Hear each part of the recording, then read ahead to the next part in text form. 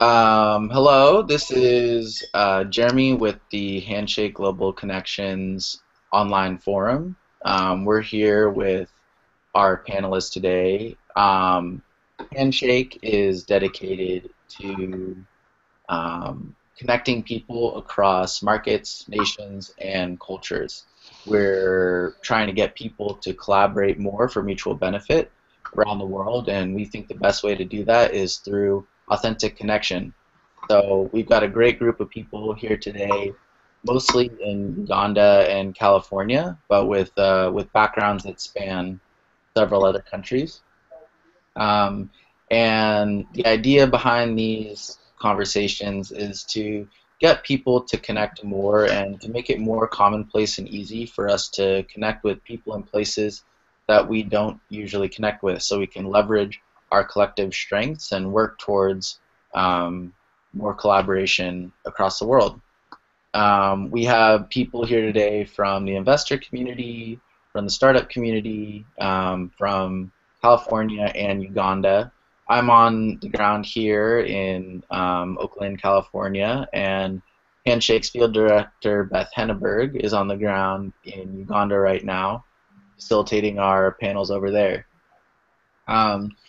Our goal today is just to learn as much as we can about as many places as we can, and the challenges, but more specifically the strengths of each place, and talk about how we can help each other out globally. So without further ado, I'll introduce myself. I'm Jeremy Kirschbaum. I'm the director of MCP, or Meeting Cool People, for the Handshake Network. Very important job. And I have worked in Ghana for about 2 of the last 4 years and focus on our Ghana programs. And I'm here today with, in California, although we're not in the same location, with Amy Liedick, Alan Gamage, and Tony Mwagi. Amy is with M-Survey, which is a data and insights company specializing in mobile surveys in emerging markets. And she works primarily on engaging researchers through text messaging to study populations across the world, with hard-to-reach populations in Africa, Asia, and Latin America. And in the past, she's been rather entrepreneurial herself. She co-founded the Global Health Innovative Technologies Initiative at UCSF. Amy, can you tell us a little bit about what you're working on right now with M-Survey? Sure, gladly. So, like it was just mentioned, I work for M-Survey. It's actually a Kenyan company, so it's based in Nairobi. I am the sole staff member in the U.S. I'm based in San Francisco. But our platform is a way for contacting populations through mobile messaging. So the idea is to be able to access people in hard-to-reach locations that would otherwise probably most likely be overlooked in research.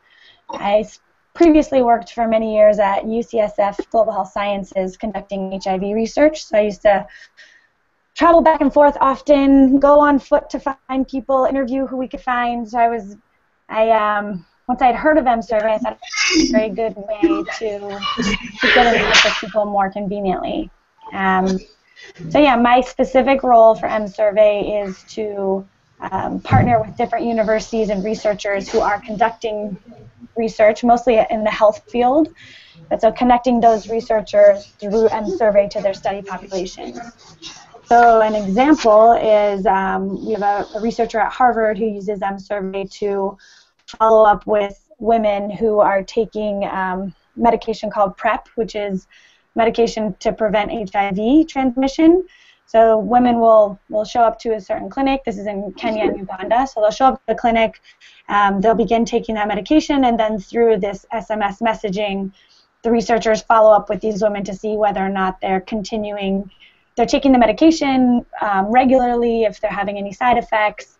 If they're not taking it regularly, or if they are having side effects, then the platform allows the additional questions to be asked about to try to understand why people aren't taking the medication or why they're not feeling well. So it's being used a lot in the area of HIV treatment adherence. So if someone tests positive for HIV, they follow up with people to make sure they sought treatment. And then also we have a program also in Kenya that's following up with pregnant women to see how they're recruited in antenatal care clinics, and then they'll follow up with these women to see whether or not they gave birth in a facility or at home, and then whether or not they attended their postpartum visits or their well baby visits for immunizations. But it's a way to try to stay in contact with patients. So patients who maybe visit a different health facility or would be lost to follow up, we're able to follow up with them through mobile messaging. Wow, that's sounds like some great work. Let's see. So actually, instead of going in order, I think is it Josh who's working on the the Yeah, the app it's a fetal heart rate monitor. yeah, Josh, welcome to the Hangout. Glad you were able to make it.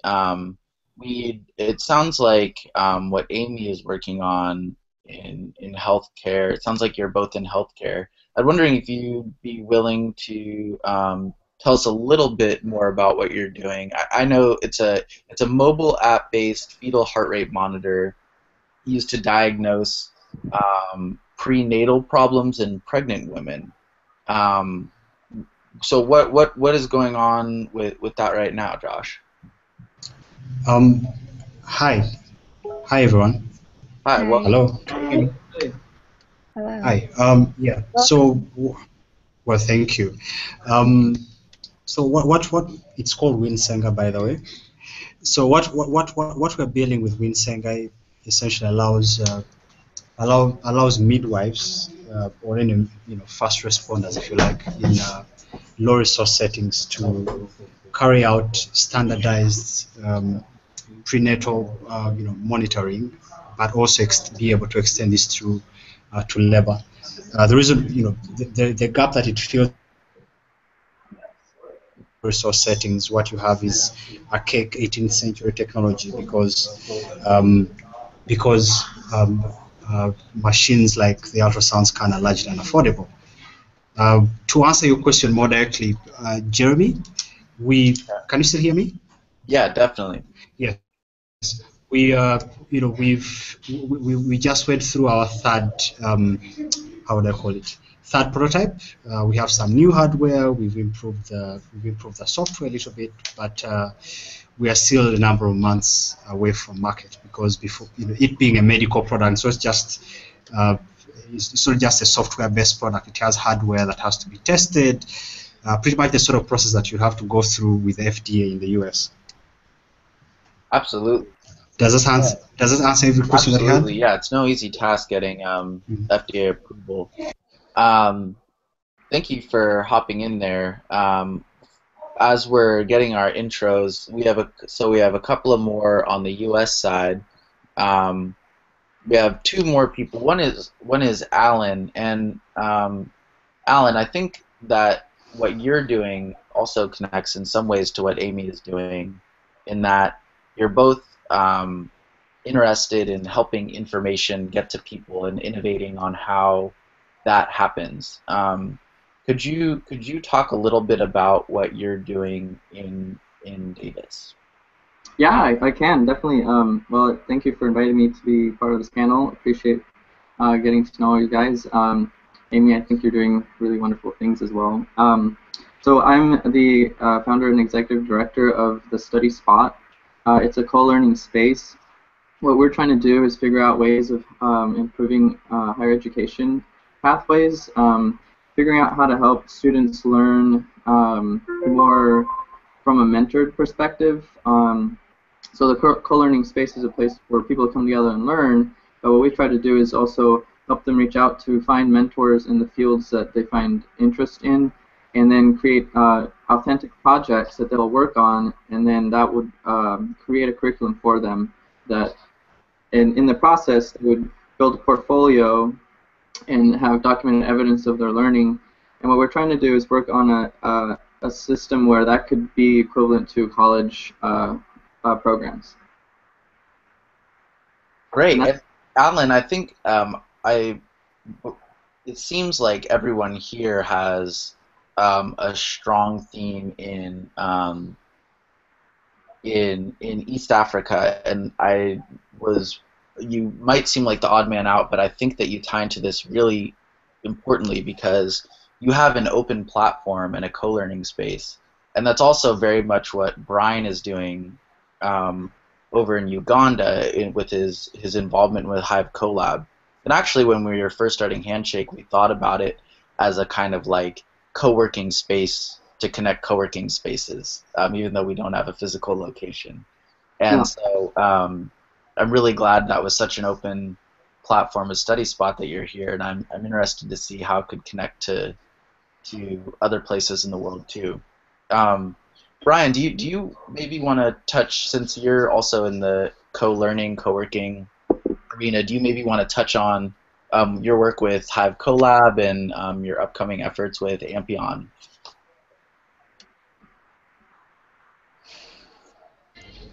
Yes, thank you everyone. I was actually interested in Alan's work, but I think I've got a URL to the study spot.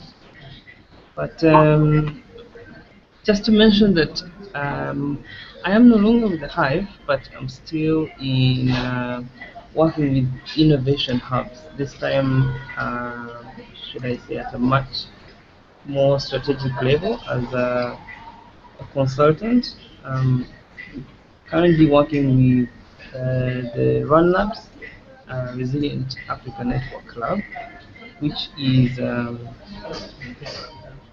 one of the higher education solutions network clubs. There are five, and this one is the only one on the African continent working with various universities, especially in East and Southern Africa. And what am I doing for them? I am attached to the innovations department, where they have um, selected innovations or innovator teams that are working on solutions which usually, unlike other hubs or innovation spaces, these guys or we send out specific calls to specific challenges. Take an example: community challenges like flooding, either high or low rainfall, which is due to climate change, and its effects. Um, Epidemic diseases like Ebola, malaria, and so we have specific interest areas where we innovate. But if I may go back to the Hive kind of setting, um, I think that with this kind of conversation, it puts people like us in a much better position for co-creation and co-working because of the various kinds of people, like-minded people that we're going to find in these spaces. And the first time we had this phone call with Beth and Jeremy, I probably didn't, you know, I probably didn't have an imagination that this is exactly what it would be, but I have lived this kind of experience where we have actually brought people from a totally different community and hosted them here in Uganda for in a couple of days, shared experiences, knowledge, and being able to work on a common goal or challenge. Um, just before I go, I like early next year I have a group of guys, they're actually students coming from Korea, and they'll be around for about 2 weeks, and we'll have a number of community visits. But in those 2 weeks, we have a hackathon that should come up with scalable improved agricultural practices. And here we're looking at mainly approaches and technologies.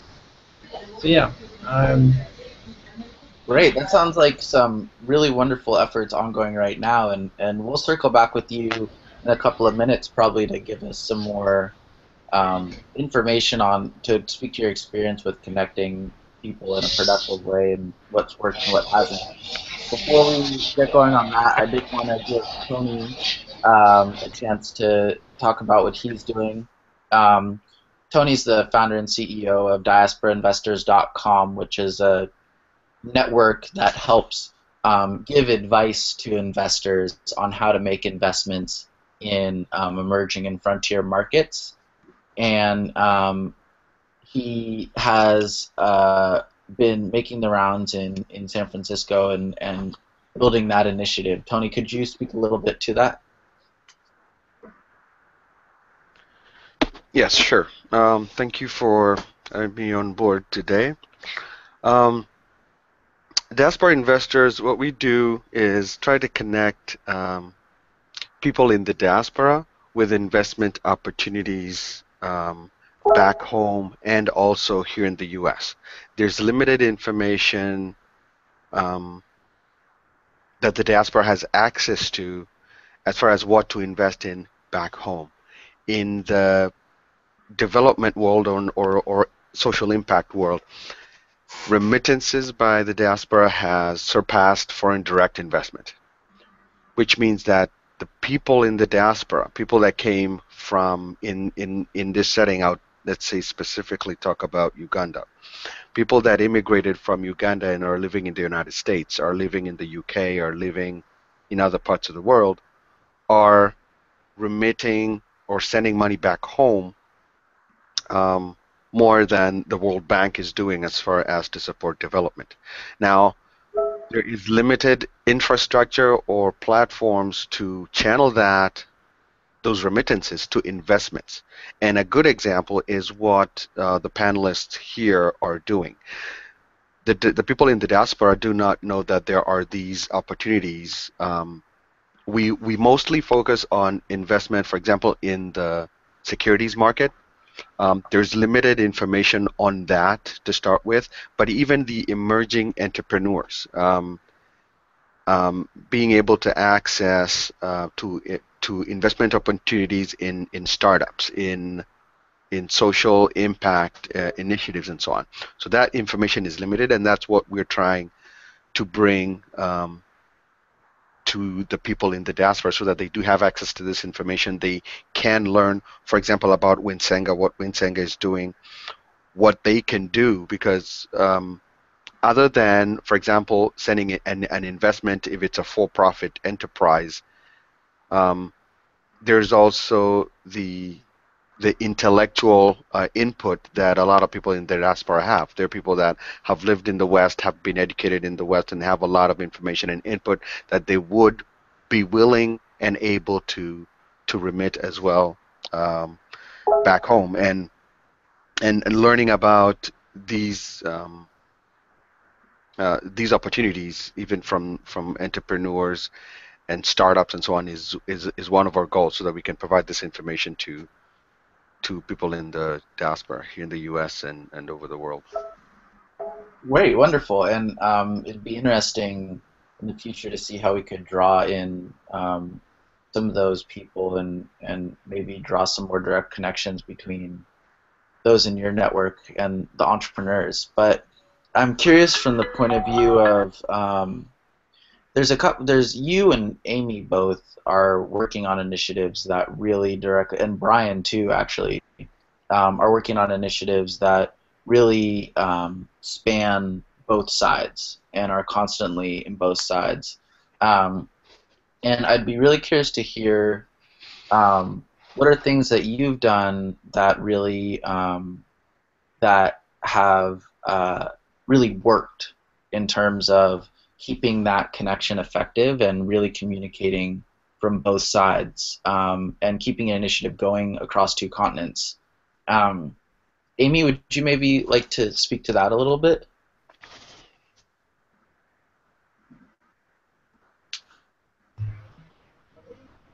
Hey,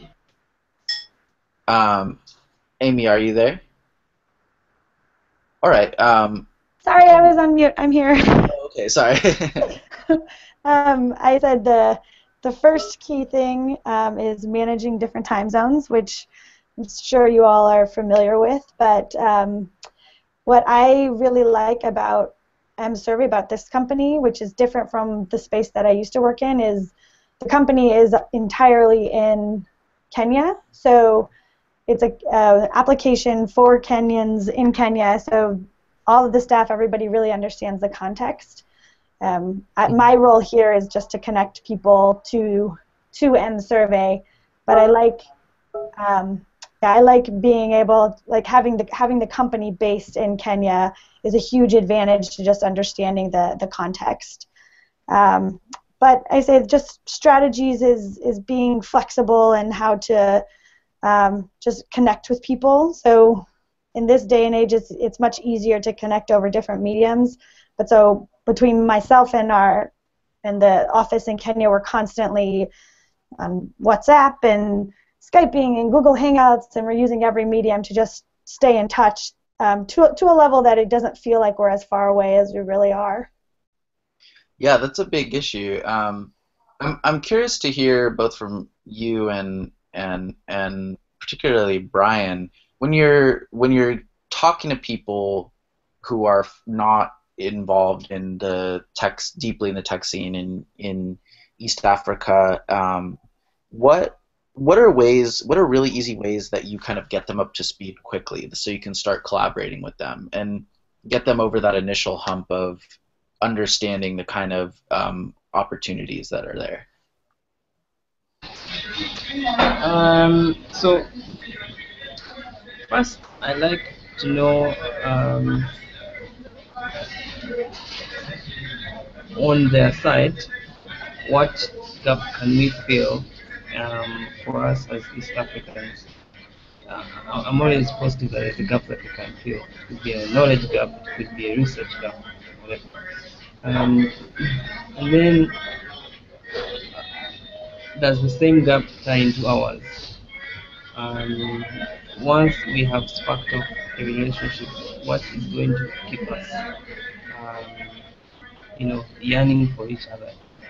So if it's just going to be a knowledge gap and probably in 2 or 3 days you're done, how can we span that to push, for more days?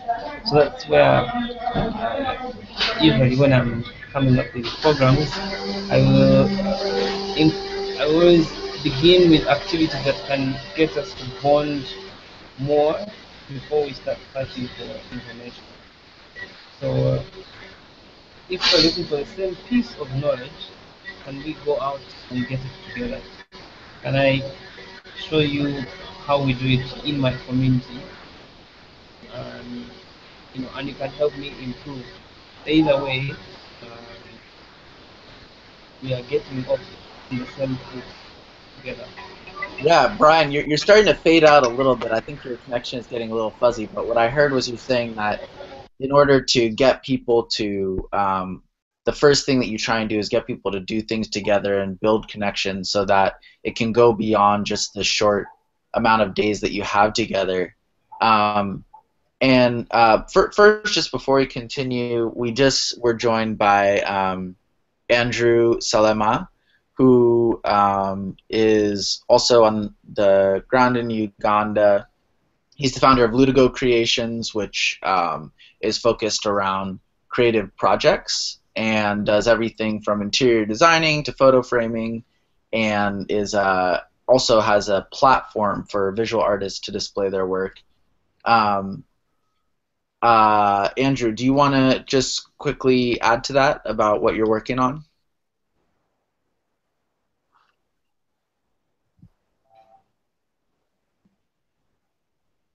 Andrew? He's muted. All right. Well, Andrew's figuring that out. Yeah, I'm back. Sorry, guys. Sorry, guys. Thank you for your patience. At last, I am getting my way around Google Hangouts. It's the first time I'm on this kind of platform. But it's a pleasure being able to be a part of this. And yeah, what I do exactly is I run a company that I use, and my vision is to create to widen the platform of expression for everyone that is willing to be an innovator, and try to work on the mindset that innovation is a lifestyle, and through mainly creative arts, and establishing what is really relevant in communities so that we can build capacity. Great, thanks, Andrew. So what we were Yeah. talking about when you came in was um, successful techniques that we use that people are using to keep connections going across continents. Um, Yeah. both Amy and Tony, is your company mostly selling to people in Uganda, or do you also have customers abroad or income? Yeah, I have experience in trying establishing partnerships beyond Uganda, because I've also worked with young people in Tanzania, in Hong Kong, and in Australia, mainly as an artist in residence, but using every kind of engagement to try and establish relationships that cut across borders. I'm very passionate about that because especially where I've tried it. Like, I've been to Hong Kong 6 times, I mean 7 times, Australia twice, trying to really work out a plan. And most recently, the US, on a program that has networked me and has really awoken me up towards bigger possibilities in building networks across cultures, because I feel that in that we can really leverage so many possibilities for longer than even our time on earth. Definitely. Alan, I'd be curious to hear you respond to this. I don't think currently that my understanding of your structured learning mentorships is that you bring someone on and find out more about what they're trying to learn, and then you create a series of tools and a schedule, and then help them reach out to mentors and resources in or across communities in order to learn that. I don't think that currently includes too many international connections, but I'd be curious, do you think that there's a way, are there things that are not in your community that you think collaborating with somewhere like East Africa could help, and what would be the barriers to doing that, and does the way that you reach out across communities and connect resonate at all with what Amy and Brian and Andrew are describing? Yeah, I think one of the things I'm trying to do is connect cultures within the United States that are typically disconnected. For example, trying to connect students with mentors out there in the industry they're interested in. I'm trying to turn that into an academic experience as well as you know, an experience to explore a potential career path. And so in a sense, it's more than an internship because you turn it into an emergent learning curriculum. But it's also more than just a typical curriculum because you get to see how what you're learning immediately impacts whatever project you're working on out there. So what I have to deal with is trying to help bridge bring the academic community into the world and bring the world into the academic community, so to speak, and that's what the co-learning space does. And that's just in terms of trying to deal with different cultures and people. As far as the actual geolocation, I haven't really tried to work internationally yet. I haven't, not that I'm not interested in it, I just haven't had a chance to. Great. And what are there any particular barriers to you doing that? What do you think? I mean, I know maybe. Yeah, well, the biggest barriers is just in establishing new types of connections, new pathways and networking, really, just so people that, because the way that oftentimes it works, you know, you graduate, you get your degree, you go and you work, and you have a job, and you're totally separated from academic pursuits. And the idea of lifelong learning is more of it's just an idea, right? And so what I want to do is provide a situation where people can learn and expand their academic knowledge that just goes beyond a 4-year degree.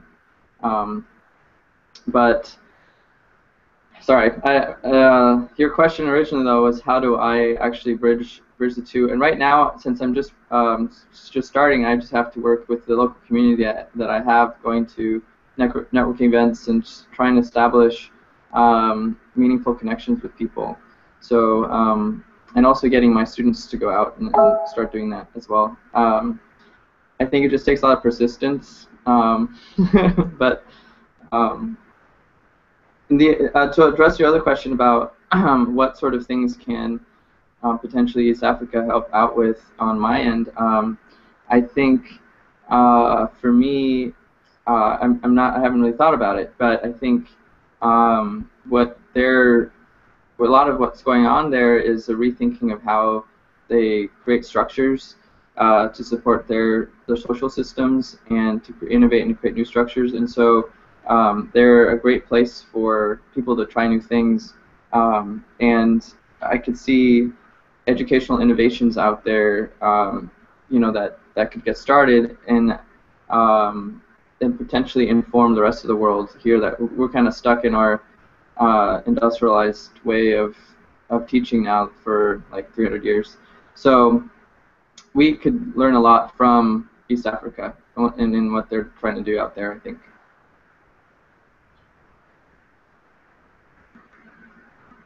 Definitely, and I just wanted to get one more response on this question. Josh, you mentioned that you're actually beginning the process of FDA certification, and that's a very challenging endeavor from any perspective. I'm wondering, how are you building those connections in order to be able to begin that process, and what's worked for you in that? Yeah, can everyone hear me? I need, every time I unmute my microphone, I need to be sure. Yeah, we can hear you just fine. Thanks. Okay, cool. So first of all, correction. I said like FDA approval. I did not say yeah. Well, I'll have to, well, if I were to do that, I'd have to register the company in the US. It's a much longer process. That said, outside of the connections, I assume you framed the question because I'd mentioned FDA. Over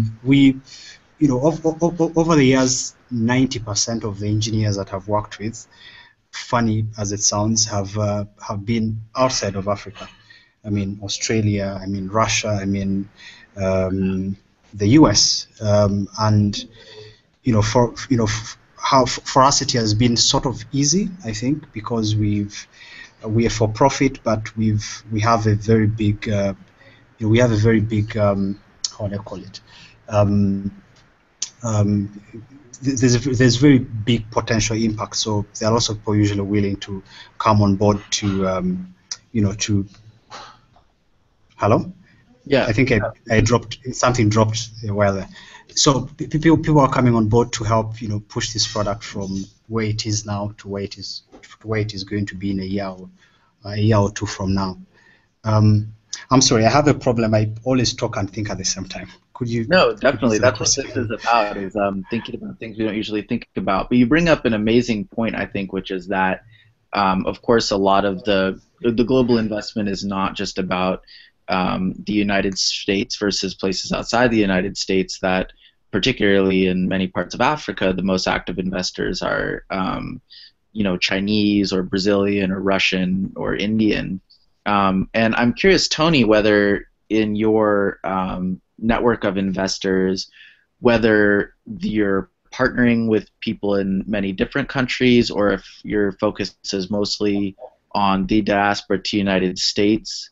Could you comment a little bit on that element of the investment landscape and that kind of broader connection to um, entrepreneurship in East Africa, but also in the United States, that influence of China and other investors. Yes, sure. Thank you. Um, Other than the diaspora, there are investors interested in investing in emerging markets that we have found, and we are also networking with them and providing information about how to invest in those markets. There are also investment firms, traditional investment firms in the U.S. that have some that have a long tradition of investing in emerging markets anyway over the last 20, 30 years. And we're getting traction from them as well, as far as getting not only the diaspora but also more native people from the developed world to invest in emerging markets, and so on. Did that answer your question, or Yeah, definitely. So okay? you would say that there is overlap in the investment communities between investment from China, investment in the U.S., and indigenous investment, or do you think that the communities are currently pretty separated? They're not separated. However, they have more interest and a larger stakeholding. So somebody who's sending remittances back home, it's because they have a sentiment back home. Either they have family there, or they know that that's where they came from, and they either want to invest there, or they're sending, as far as remittances specifically are concerned, they're sending, say, money back home to either just to start at the basic. They may be sending money for a cousin to go to school, or to pay electricity bills for a family member, an extended family member that is in need. What is lacking, of course, is investment in, for example, sending money to buy shares in the securities exchange, or sending money to invest in startups in these countries and so on. So there is, with the diaspora, there is that sentiment because of belonging, and they have a larger stakeholding in investment. However, other people are getting more interested in investing back home, and generally, from a top-down perspective, I would say, for example, total investment by the United States in sub-Saharan Africa or in Africa last year was about $93 billion. Mm-hmm. China invested almost double that, about $163 billion. And that's why there's a lot of interest and a lot of push by the United States, both from government agencies and from the private sector, to invest back in Africa, because there's a lot of opportunity and so on. And that's kind of the ecosystem, or the area that we want to be able to channel more investment, either back home or pre-invest in company in these developed countries and so on. Great, thanks. That's great background. We have an incoming question that I wanted to draw out for us. Beth was asking, does the standard path of school then job inhibit East Africans from getting international connections? Josh, I think you were starting to address that question.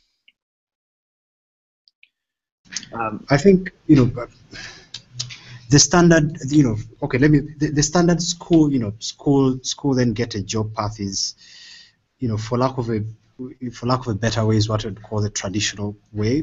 Pretty much every parent I know wants you to study hard, get a well-paying job. But in regard to international connections, I think that, it would be thinking about it the wrong way. I think, getting international connections is a matter of exposure, and exposure can happen, regardless of whether you followed the school then job path, or you just decide to do your own thing. I have a friend who It's good we have Andrew here. I have a friend. I don't know if Andrew knows someone called Patrick Massa. I don't think yeah, but I have a friend who he's into creatives, and he never really went to school, and he still has the international connections. That was my argument.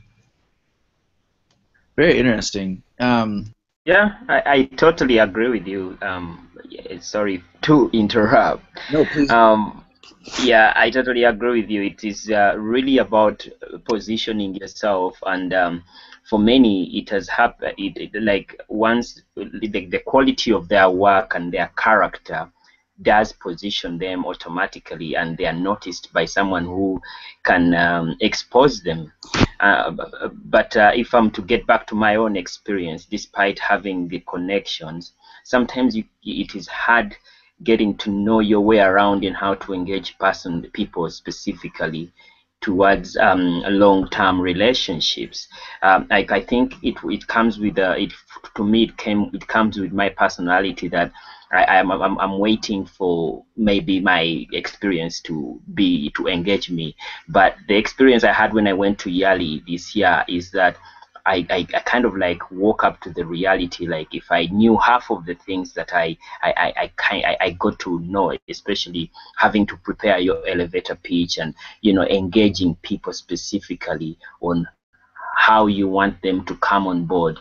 It works both ways, both locally and internationally. People have to know what you're all about, and how how they can help, how they can come on board, at what level of partnership they can choose, or you can choose, you could want them to be. Alan, I know you're working a lot on innovative ways, alternative certifications for education, and I'm wondering if you could respond to that. Yeah, yeah, I could talk a lot about that probably. I mean, I think the way, at least in the United States, the way we function is that we have students take coursework and go through a pathway that has been pre-designed by faculty that believe that that's the things that they need to learn. But most faculty are very much involved in their own research work or their academic pursuits, and so and inevitably what they really prepare you to do is just become faculty members, because that's what they're good at being.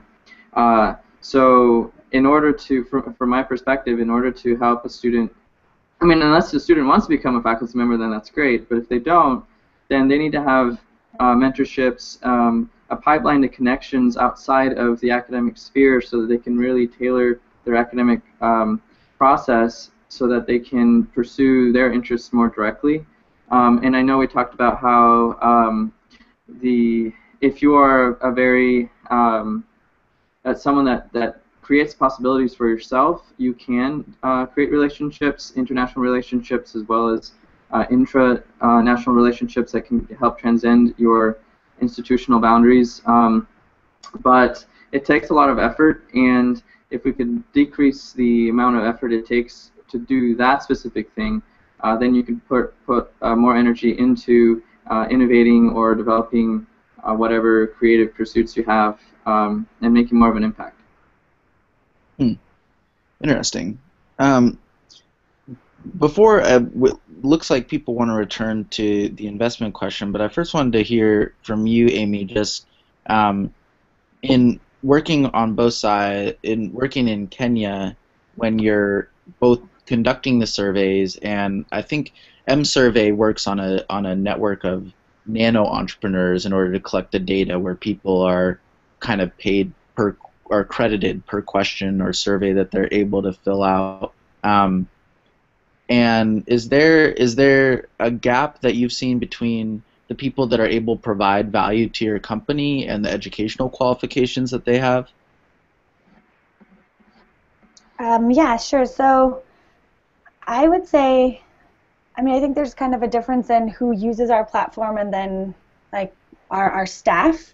Uh-huh. So as far as who uses our platform, which if we're talking about the actual study participants, I feel like we built the platform to be very simple and intuitive. So study participants, we really haven't had much of a problem of people being able to respond to the study questions.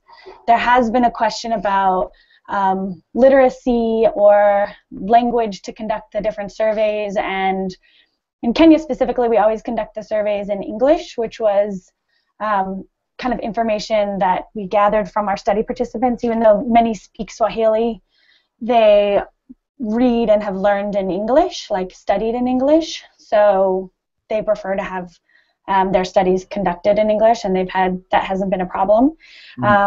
As far as literacy, I would say there's probably some people that using a text message method they're not able to respond. But again, out of our pool, we have very few, at least of who we recruit, which we have about 11,000 people we've recruited in Kenya. Wow.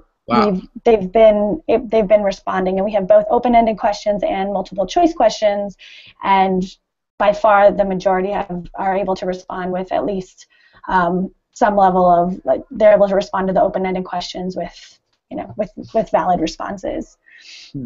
Are you do you ever provide do you do surveys only on an incoming basis, people who hire you to do the surveys, or do you ever conduct surveys with more stuff that you as a company think will be useful to people? So both. A big example is in Trinidad and Tobago, the Telecommunications Authority of Trinidad and Tobago. They hired us to conduct a digital divide survey. So we surveyed, I think it was about around 14,000 people. We accessed 14,000 people through mobile to see about what their digital connection is, and that was obviously a benefit both to the government because they wanted to know if with the spread of mobile, and then also for us because then we knew just how many people we could reach in Trinidad and Tobago through a mobile medium. As far as like in Kenya, we haven't done that widespread of a digital divide survey, but in kind of spreading the gospel of our product, we do a lot of demos, and we do live demos. So we actually send these surveys to real people in Kenya or other places, and we try to do that with an eye to information that would be helpful for us. Great. So I guess, yes, kind of informally we do our own surveys to collect information. But as far as our like business model is, the surveys are conducted by our clients. So, for example, Java House, which is like the Starbucks of Kenya, they use our platform to conduct customer satisfaction surveys. So they create the surveys and send out those surveys to their customer base. Well, as a global coffee lover and a huge proponent of that magical liquid, I'm glad to hear that you're assisting the sector. Great. Tony, I'm curious to hear, do you encounter problems with data, and do your investors need this kind of service in order to make more informed decisions? Tony.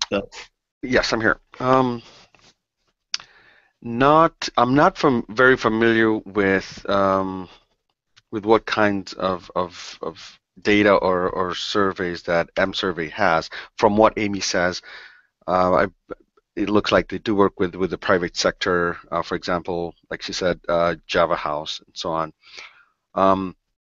The information or data that the diaspora doesn't have, for example, is information on investing back home. Mm-hmm. Traditionally, if you look at, and I know, for example, talking about the United States specifically, the immigrants from Uganda and, for example, in Kenya are very young. They only have first and second generation immigrants. Compared to other immigrant communities in the United States, the immigrants from Kenya and Uganda are fairly very young and very few. Now, those people who are first generation, their default mode of investment back home would be to travel back home, find either some land or some way of investing in a business themselves and putting money in it and investing that way. While they're in the U.S., there isn't information about how to, for example, open a brokerage account to buy shares, for example, in the Ugandan Securities Exchange. The Securities Exchange in Uganda has been there for a while now, has few, but does have some participation from brokerage firms. But people in the diaspora don't have information about how to open brokerages accounts and invest. They also have even more limited information about startups. How do I invest, for example, in a tech startup that's helping women in the market or something? I mean, these are definitely growth areas that, yes, they're high risk, but they're investment areas that somebody in the diaspora, for example, who works in tech in San Francisco would want to know about, so that they can pretty much be able to get involved either in investment or get involved and so on. So that's the kind of information that is lacking, or that the diaspora would be able to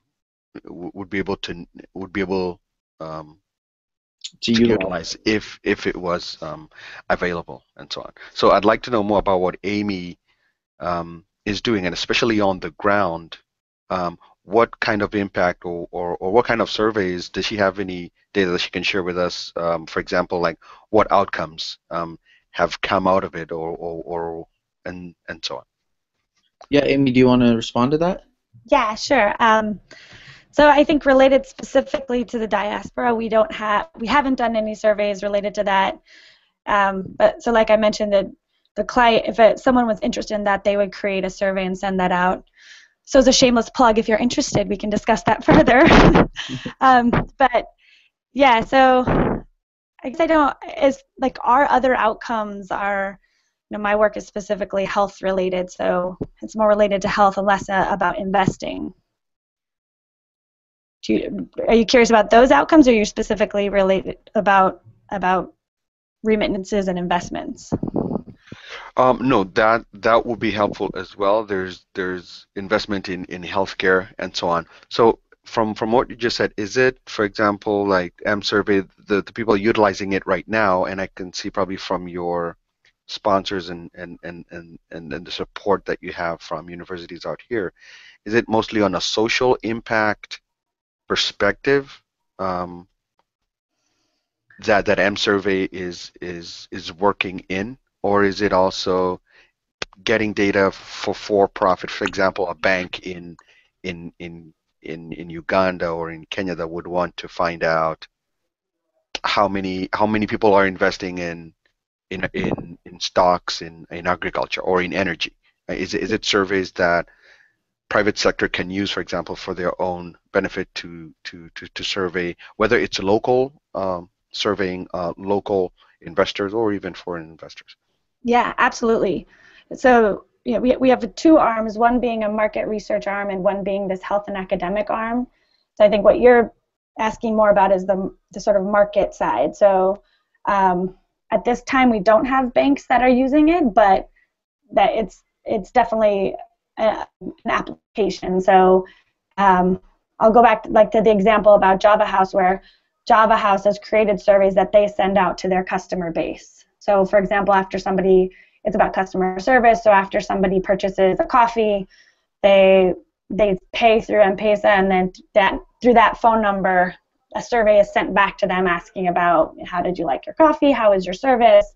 So then Java House has all this data directly from the customer. I would say in the context of like banking and investment, the banks could contact their customer base in a similar way, just asking them, questions about I don't know exactly what kind of questions would be asked, but so yeah, the banks would be able to contact their customer base as well. Great. We work also a lot with the telecos, so that the telecos use our surveys to also kind of a similar like customer satisfaction. So the telecos will send surveys out to their customers asking about the quality of their service, and have they been able to access people, what other things are they looking for, in the same vein. And so they're sending out to their customer base surveys related to their business. Great, thanks so much. And I think there's a lot more specific follow-up that could happen there. I'm sure Josh has some questions for you about the health-related data and that kind of thing. we have about 5 minutes left now, and I just wanted to give everybody one last chance to just say anything that they want to say, or kind of call out an insight or follow-up question they have from this, and give a chance to shout out their contact information to people who might be listening about how they can follow up and find out more about their initiative. So I think we'll just kind of go one by one just to finish this off. If Alan, you want to take us out with a insight or follow-up question? Yeah. I think I want to say thank you for inviting me again. I really enjoyed the exchange. I wish I could have been a little bit more, add more to it, but this is, I think, the globalization and the emerging market type of research and development that you guys are doing is really interesting, and I want to become more a part of it. If you guys have any interest in education innovation, the work that I'm doing, I would love to talk to you more. You guys have my contact information, I think, and I hope that that we can keep working together on very exciting things. Great, thanks. And we can find you at www.studyspot.org, is that right? That's right, that's my website. Great. Brian, do you want to give us one insight or follow-up question and give us your contact info? Yeah, sure. Let me begin with my interest. I am going through the M survey.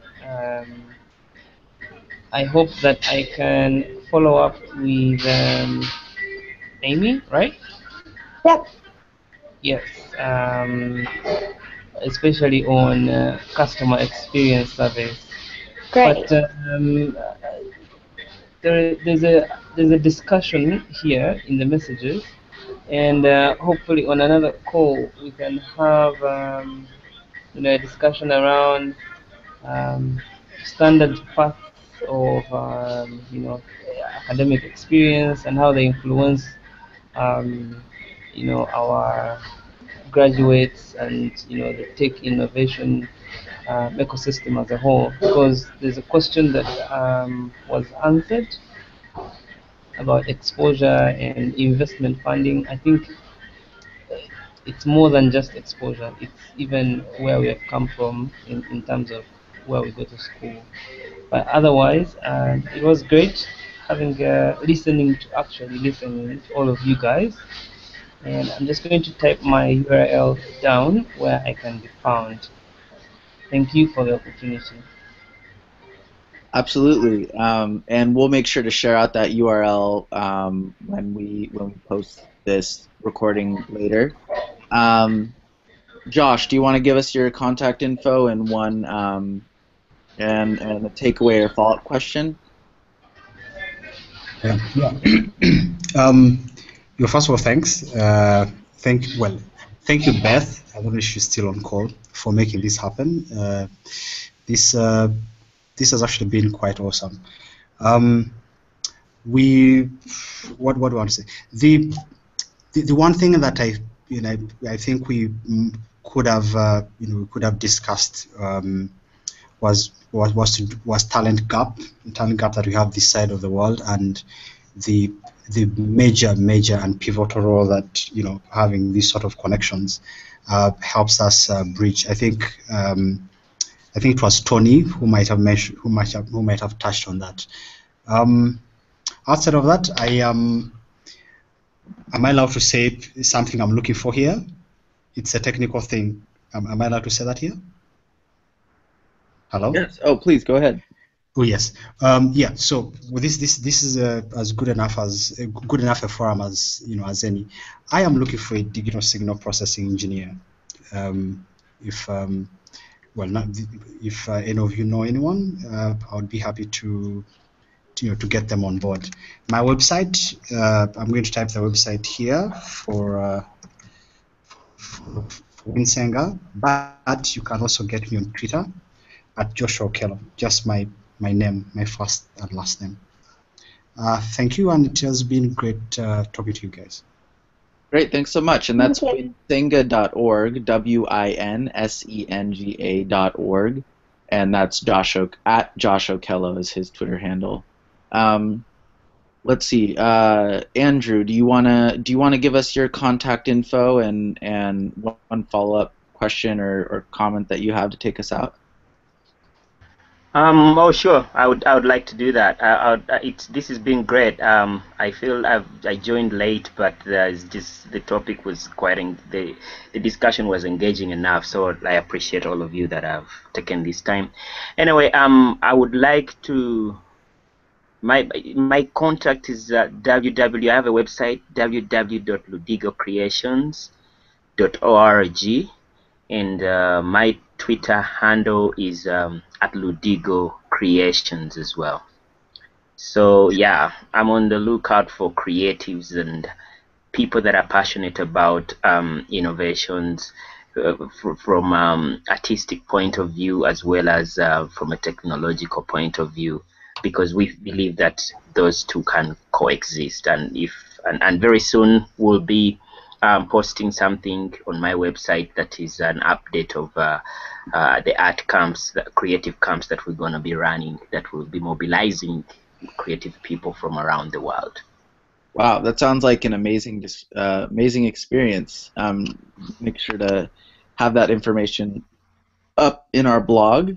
Yes. Tony, and where can we get in contact with you? Okay. Can get in touch with me. I'm located in San Francisco. Just put in our website there for diaspora investors. We'll be launching different platforms for different countries, because we do want to channel people with interest in a specific country to the investment opportunities in different countries. So in this case, for example, Uganda would be uganda.diasporainvestors.com. We're interested in accessing opportunities, getting investment opportunities, or even social impact opportunities, because we do have people in the diaspora that do want to not only invest for profit or for gain, but also to help back home. And getting that information to us would be helpful so that we can disseminate to our network here. Great.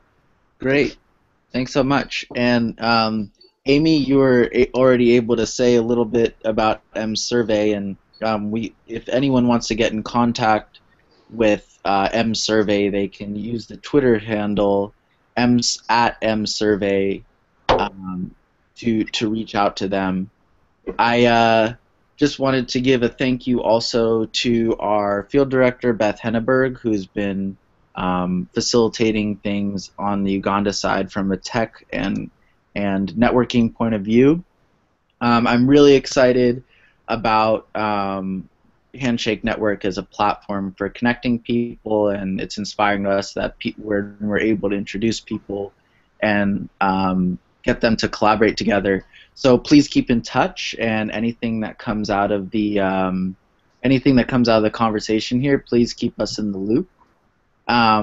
We're interested in creating authentic connections between people because we think that helps people collaborate for mutual benefit globally in an easier way, and we want to continue to leverage all of this amazing free connective technology that we have through the internet now to create a really global world where it's just as easy to collaborate with someone in Uganda or China or Russia as it is to collaborate with someone in your own town, and so many of you are contributing to that. We also have custom trips that we do to many places in the world, including Uganda and Ghana, where we bring people and create a handshake experience on the ground. So if anyone is interested in that, please feel free to check out our website at handshake.global. And thank you so much. There's so much that's going to come out of this conversation. I think we definitely need to plan out some follow-up conversations about education and investment, maybe on a more specific topic. But thank you all so much for your time today. I'm completely humbled by the varied and incredible work that you all are doing. So please keep it up, and we look forward to keeping in touch. Thank you.